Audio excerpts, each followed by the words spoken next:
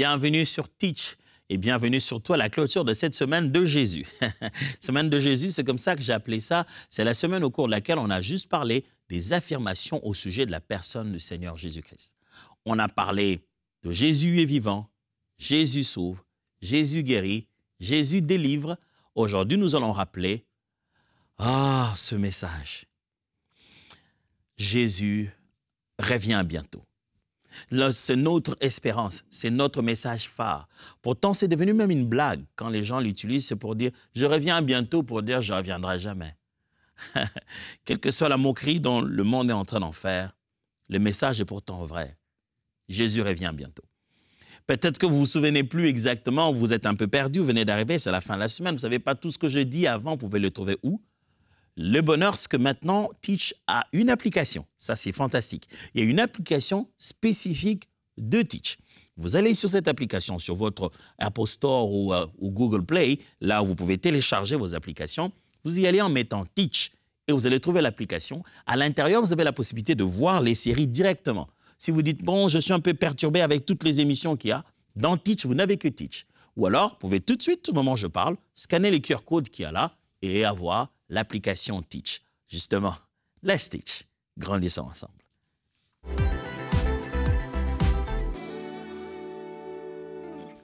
Jésus revient bientôt. Oh, waouh. C'est devenu un bon message qu'on se rappelle de temps en temps, un matin ou un soir. Parce qu'on se dit, bon, ça fait longtemps quand même qu'il a dit ça, il reviendra, mais on a tellement des paramètres qui montrent qu'il ne va pas venir là. C'est comme si on a tellement bien étudié le sujet que la surprise pourrait ne plus exister. Et on pense qu'on arrivera à un moment où on sent vraiment que, là, c'est là, on sent vraiment que c'est dans 2 heures qu'il va arriver. Le problème, c'est que la réalité du retour de Christ est souvent peinte et présentée comme une surprise, comme de l'inattendu, comme quelque chose qui va arriver pendant qu'on s'y attend les moins.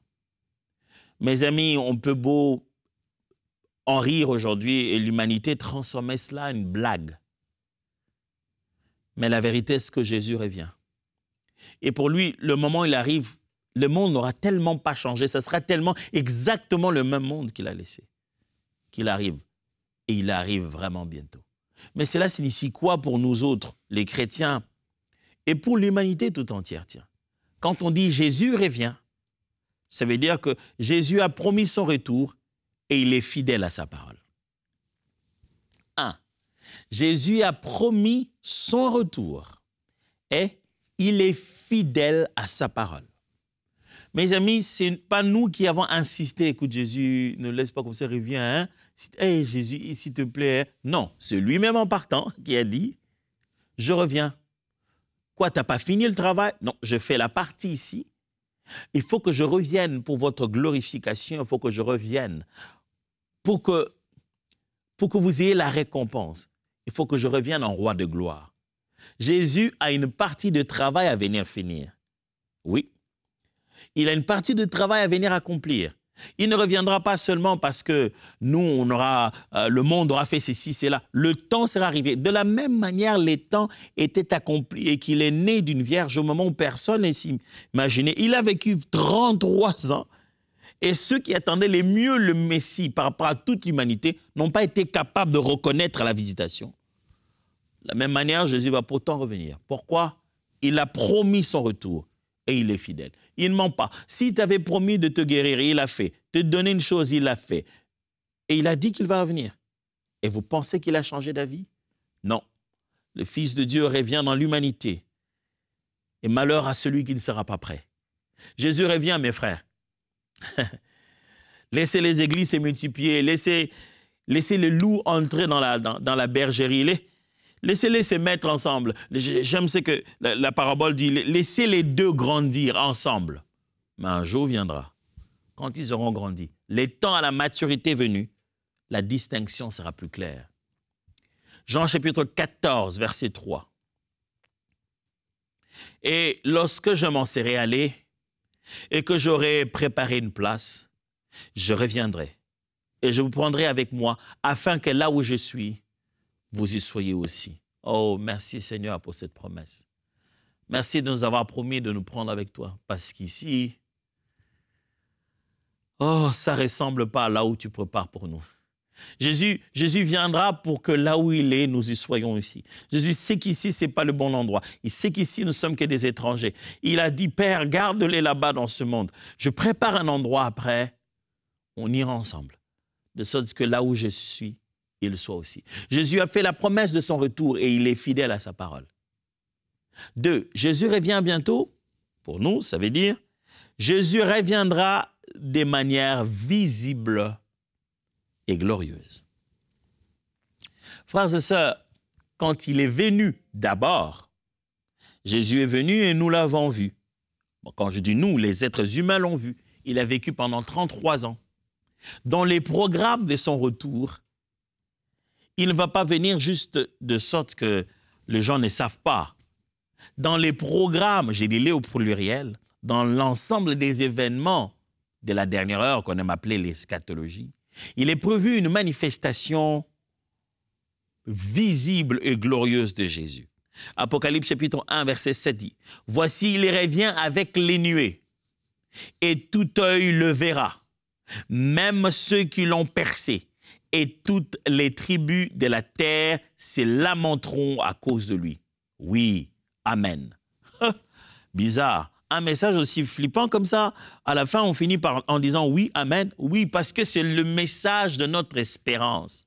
Lorsque l'on dit Jésus revient, ça, ce n'est pas une chose qui fait peur à un chrétien. C'est la chose qui fait bondir de joie celui qui est dans le Seigneur. C'est ce que nous attendons, mes amis.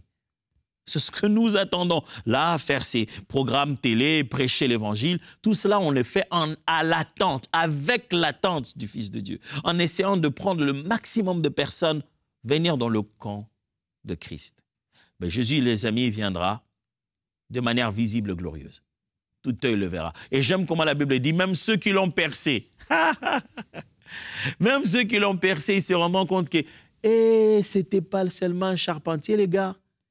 Il était comme ça en fait. Vous savez, le jour où Dieu vous honore à un endroit où vous avez déconsidéré et que vous venez le jour où c'est le jour de votre honneur, vous regardez dans les yeux de ceux qui vous ont regardé comme rien. Dans leurs yeux, vous pouvez sentir qu'ils sont déçus, se disent « qu'est-ce qu'on a foutu ? On n'aurait pas dû. » Il devient même souriant avec des sourires jaunes. Mes amis, quand Jésus reviendra, vous ne pourrez plus réagir à un message comme celui-ci. Ça ne sera plus le temps de dire « mais maintenant, je l'ai vu, je suis convaincu, est-ce qu'on peut passer maintenant au programme que vous m'avez proposé hein? » Quand il reviendra, vous ne pourrez pas venir le voir et dire « bon, pasteur, je vois maintenant, j'ai la preuve, parce que moi, tout ce que je voulais, c'était la preuve. J'en ai, maintenant, est-ce que je peux donner ma vie à Jésus ?» Hey, si tu vois avec tes yeux à quoi sert la foi, notre relation avec le Seigneur est basée sur la foi. Tu crois maintenant. Et quand il vient, tu pars avec lui. Ou alors, tu attends le voir. Et quand tu le vois, c'est pour ta mort éternelle. Mais une chose est sûre, Jésus revient bientôt de manière visible et glorieuse. Jésus reviendra pour juger le monde et établir la justice. Troisième chose. Si Jésus revient, c'est avec un but, c'est avec un programme, je vous ai dit. Il revient avec une raison. Il revient pour juger le monde et établir la justice. Regardez ce que Psaume dit, j'ai préféré un passage de l'Ancien Testament. « Devant l'Éternel, car il vient pour juger la terre. Il jugera le monde avec justice et le peuple selon sa fidélité. » Dans le programme de son retour, Christ vient avec un programme de justice et de jugement. Il vient pour juger le monde et établir la justice. Oh, il vient pour juger le monde et établir la justice. Jésus ne nous laisse pas entre les mains des organisations humaines. Les hommes se mettent ensemble, sont en train de promouvoir la paix. Ils ont leur maîtrise, ils ont leur technique. Ça semble marcher, mais eux-mêmes, ils sont conscients qu'ils n'arrivent pas à 100%. Parce qu'un dictateur s'élève là-bas, un autre vient à l'encontre de leur programme, et le programme est mesquin de fois pour certains, ils ne le considèrent pas bon. Les organisations humaines, en vue de maintenir l'équilibre dans l'univers, de faire régner justice et équité, ça ne marche pas. Ça ne marche pas. Celui qui est frustré fait sa rébellion et attaque. Ça ne marche pas. Celui qui est le mieux positionné opprime les autres. Ça ne marche pas. Certains font des conciliabules nocturnes et manipulent tout le monde. La justice sur la terre, c'est bizarre. C'est d'autant plus bizarre qu'on voit de voir que ce ne sont pas les gentils qui gagnent la bataille. Ce sont les méchants qui massacrent les personnes avec un cœur pur. Le monde dans lequel nous sommes n'a pas de justice. Il revient et il établira la justice. Il n'entrera pas dans nos gouvernements pour les influencer, ni dans les organismes internationaux. Il viendra avec la pure justice, la justice de Dieu. Il jugera le monde et établira la justice. Jésus revient. Quatrièmement, cela signifie, Jésus reviendra pour enlever son Église et rassembler ses élus. Jésus ne viendra pas seulement pour établir justice, pour que tout œil le voie, mais il a une race bien particulière des personnes qui l'ont attendu. Ouais, c'est de nous que je parle. De ceux qui ont donné leur vie et qui ont persévéré jusqu'à la fin. Oh, un jour, on arrêtera de courir. Un jour, on arrêtera de fournir les efforts que l'on fournit aujourd'hui. Un jour, ça sera la grande pause, le repos éternel, le grand sabbat. Un jour, nous entrons dans la paix. Quand tu nous diras, entre dans la paix de ton maître, bon et fidèle serviteur, je prie pour en être digne. Jésus revient prendre son Église. Il ne vient pas prendre ceux qui ont douté de lui pour leur prouver qu'il existe. On ne s'approche pas de Dieu par doute, on s'approche de Dieu par foi. Jésus vient prendre ceux qui seraient restés fidèles à la révélation de sa personne, qui auraient vécu sur cette terre comme de fous, parlant avec quelqu'un qu'on ne voit pas, mais étant conscient qu'il existe. Il reviendra pour honorer notre espérance, pour couronner notre confiance. Il viendra pour nous dire, bon et fidèle serviteur. 1 Thessaloniciens, chapitre 4, versets 16 à 17. 1 Thessaloniciens 4, 16 à 17. Car le Seigneur lui-même a un signal donné, à la voix d'un archange et au son de la trompette de Dieu, descendra du ciel. Et les morts en Christ ressusciteront premièrement. Ensuite, nous les vivants qui serons restés, nous serons tous ensemble enlevés avec eux sur des nuées à la rencontre du Seigneur dans les airs. Et ainsi, nous serons toujours avec les Seigneurs. Waouh! Ce film, je ne vais pas le voir à la télé, je vais le vivre en live. Où on monte dans les airs. Waouh! Il faut que ça arrive, il faut que ça arrive. Sans effets spéciaux, ce jour-là, on est pris dans les nuées et les morts en Christ ressuscitent et les vivants sont pris tous dans les nuées. Nous allons rejoindre l'époux de l'Église. Celui qui a fait la promesse, qui a payé la dot, qui a laissé les garanties. Il a tout fait pour nous garantir qu'il reviendra nous chercher. Jésus prendra son Église, pas l'assemblée dans laquelle vous allez, l'Église de Jésus. Et l'Église de Jésus est faite de tous ceux qui croient en lui sincèrement, partout dans le monde entier. Pas juste des fréquenteurs des réunions. On le sait très bien que nos réunions chrétiennes sont des fois remplies d'hypocrites qui sont juste en train de tenter de fuir la colère de Dieu. Mais la véritable Église de Jésus, on ne peut pas feindre. Il y a un dicton que j'aime bien répéter, un dicton de chez nous qui dit « Quel que soit le nombre de temps qu'un bois a fait dans l'eau, il ne devient jamais un poisson. » La durée du bois dans l'eau ne le transforme pas en poisson. Le bois peut être là depuis longtemps. Ce poisson n'avait pas encore d'enfant. Ce poisson a un enfant. Les enfants sont là. Maintenant, ils ont grandi. Le bois a toujours été là. Mais il reste au bois. Ce n'est pas le nombre de temps que vous faites à l'église qui fait de vous des chrétiens. Vous pouvez bien comprendre le fonctionnement de l'église, comment ça fonctionne les pasteurs. Vous savez comment passer même, vous savez comment faire le lèche-botte et passer des fonctions et vous continuez entre-temps à entretenir votre petite vie. Quand il viendra, ça sera clair. Ça sera bien dessiné, ceux qui sont avec lui et ceux qui ne le sont pas. La preuve, tu n'auras pas l'habilité de nous rejoindre dans les airs si tu n'avais pas Christ. Il n'y aura pas de justification. Il n'y a pas de débat ni des réunions avec le pasteur. On ne posera pas la question sur les dîmes. C'est-tu là ou tu l'as pas? Et celui qui l'a, il va juste être attiré comme un aimant. Si tu n'en as pas, on ne peut pas feindre ça. Ah non, tu ne remplaceras pas ça par une carte de membre. Tu ne montreras pas autre chose. Tu l'as ou tu ne l'as pas. C'est ça la question que je te pose aujourd'hui. Tu l'as ou tu ne l'as pas? As-tu la vie de Dieu ou essayes-tu seulement de nous diper? Tu l'as ou tu ne l'as pas? As-tu Christ en toi? Le Saint-Esprit dirige-t-il ta vie ou tu essaies seulement de nous donner l'impression que tu as un peu changé? Tu l'as ou tu ne l'as pas? Parce que Jésus vient pour ceux qui l'ont, la vie de Dieu en eux.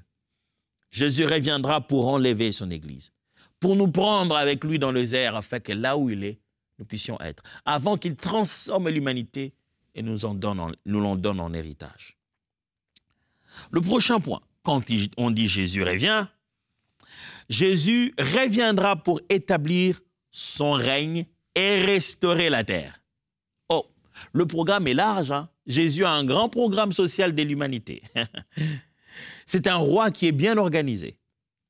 Il vient aussi avec l'idée d'établir maintenant un règne. C'est lui qui doit dominer. Et il va restaurer la terre, un nouveau cieux, une nouvelle terre. Apocalypse 11, 15. Le septième ange sonna de la trompette. Apocalypse 11, 15. Le septième ange sonna de la trompette. Et il y eut dans le ciel des fortes voix qui disaient: le royaume du monde est remis à notre Seigneur et à son Christ, et il régnera au siècle des siècles. Il n'y aura plus président. Il n'y aura plus représentant de l'Organisation des Nations Unies. Il n'y aura plus tout ça. Tout le monde va remettre toute autorité à celui qui ne va pas régner pour un mandat de 10 ans, à celui qui va régner le siècle des siècles. Veux-tu avoir un problème avec quelqu'un dont le régime ne passera pas? Aujourd'hui, tu as un problème avec un régime. Tu fuis dans un autre pays par extraction. Et tu es extradé ailleurs ou bien tu vas te cacher. Et le régime va disparaître. Puis demain, tu rentres. Après 20 ans, 10 ans, tu rentres chez toi. Et si tu as un problème avec un roi qui règne éternellement? Bon, je ne te souhaite pas ça. Jésus revient pour établir son règne. Es-tu de son côté ou tu es contre lui? Vous connaissez la punition? La punition, ce n'est pas la mort. Non, pas la mort comme on le pense, en pensant qu'il y aura extinction de vie et tu n'auras plus aucune conscience de ton corps. Si tu n'as plus conscience de toi-même, la mort n'est pas une punition. La mort devient un cadeau. C'est-à-dire tu as fonctionné et puis tu as été éteint, donc tu ne sais même plus jamais si tu avais bien fait ou mal fait. C'est tout. La mort dont parle la Bible ici, ce n'est pas la mort physique après.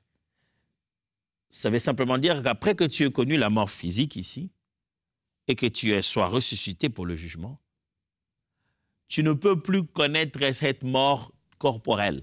C'est un autre corps qui vient après le jugement et ce corps-là ne peut pas mourir. Même le feu est permanent, mais tu n'arrives pas à mourir. Tu demanderais de mourir, mais tu ne pourrais pas. Parce que là-bas, Dieu t'a donné l'éternité. Il t'a donné au moins tout le temps qui reste après dans la douleur. Tu vis ta douleur tout le jour, tu regardes et tu souffres de ta douleur. Tu ressens le mal physiquement, tu le ressens, tu as le ressenti de la douleur, mais impossible de finir, d'éteindre ta vie. Pourquoi? Parce que même l'aiguillon de la mort, c'est lui qui l'a, quoi.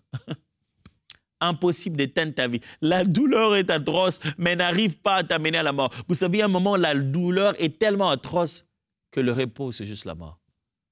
Mais il n'y en aura pas. Le tourment devient éternel. Jésus revient pour établir son règne et restaurer la terre. Celui qui sera le roi. Tu ferais mieux d'être déjà dans son camp. Le prochain point, c'est que quand nous disons que Jésus revient, voilà ce qui doit être dans notre tête. Nous ne connaissons pas le jour ni l'heure, mais nous devons être prêts. Jésus revient bientôt, devrait faire résonner ceci dans notre cœur. L'heure, le jour, À quel moment? On ne sait pas. Mais nous devons être prêts. C'est ça la question. Jésus revient bientôt. Êtes-vous prêts? Matthieu chapitre 24, verset 36 dit, « Pour ce qui est du jour et de l'heure, personne ne le sait, ni les anges des cieux, ni le Fils, mais le Père seul. » Alors, si c'est maintenant quelqu'un qui fait une religion qui dit qu'il lui le sait, attendez, comment il a lu la Bible et il peut nous dire quand est-ce que Jésus revient, à quelle année? Pendant que la Bible dit bien, personne ne le sait, ni les anges. Qui lui a dit ça alors? Un ange? Le Père est venu lui dire lui-même, sans le dire au Fils. Il est connu de la parole de Dieu que le jour, l'heure, personne ne le sait. Il nous a juste donné un ensemble, un tableau qui nous donne la possibilité de nous rendre compte qu'on s'y rapproche. Il dit, vous verrez ceci, vous verrez cela. Vous savez, quand les nuages s'assombrissent, on sent que le temps a changé, mais on ne peut pas avec précision dire à quel moment la première goutte va tomber. Jésus nous dit, voici, je vous donne les signes. Quand vous commencez à voir ces signaux, mettez-vous à l'abri. C'est sur le point de commencer. Jésus revient bientôt, nous ne connaissons ni l'heure, ni le jour, mais nous avons le devoir d'être prêts. Ça peut être n'importe quand. Vous savez, quelle serait la chose la plus trompeuse? C'est que les hommes seront en train de vivre normalement. Les humains seront en train de vivre leur vie normalement. Parce que quand on dit Jésus revient bientôt, les êtres humains ont tendance à croire que tout sera dans un optique de fermer. C'est-à-dire, personne ne va plus être enceinte, parce que pourquoi avoir encore un enfant, Jésus revient, le monde est fini. Le travail sera en train de fermer. Donc, on a l'impression que tout le monde aura fini, clôturé, et puis après on dit, ok, c'est bon, on s'est poussé, on dit, bon, c'est bon, on attend qu'il arrive. Non, la Bible dit ceci, que ça se passera comme au temps de Noé. Les gens auront encore de projets, de programmes. Des gens auront même prévu de se marier dans 3 semaines. Des gens seront encore en train de shooter un film qui sont prévus de sortir. Quelqu'un sera peut-être encore en train d'accoucher. Jésus-Christ dit, oh, priez que ça ne vous arrive pas le jour, que ça ne vous arrive pas en hiver. Et surtout pour les femmes enceintes, ça sera difficile. On parle des moments de tribulation, des moments durs.